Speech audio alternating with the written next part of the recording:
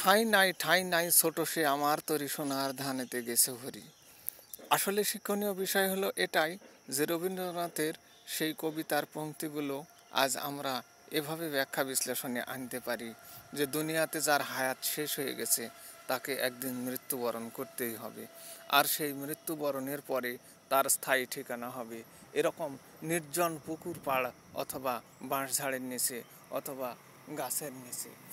তাই আমরা এই নির্জন পরিবেশটাই দেখানোর চেষ্টা করছি এবং এখান থেকে শিক্ষা গ্রহণের জন্য অনুরোধ করব সকল মানুষকে যে দুনিয়াতে যত বাহাদুরি আমরা করি না কেন এই বাহাদুরির একদিন শেষ আছে, নিঃস্ব হয়ে যাওয়া আছে।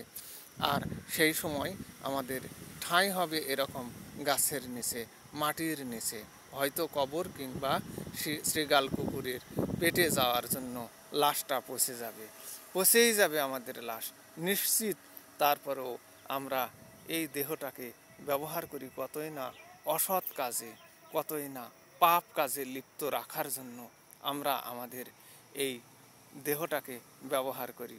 প্রকৃতপক্ষে এগুলা বর্জন করে ভালো কাজ করার জন্য আদেশ প্রদান করা এবং অসৎ কাজে বাধা প্রদান করাটাই আমাদের আসল উদ্দেশ্য হওয়া উচিত।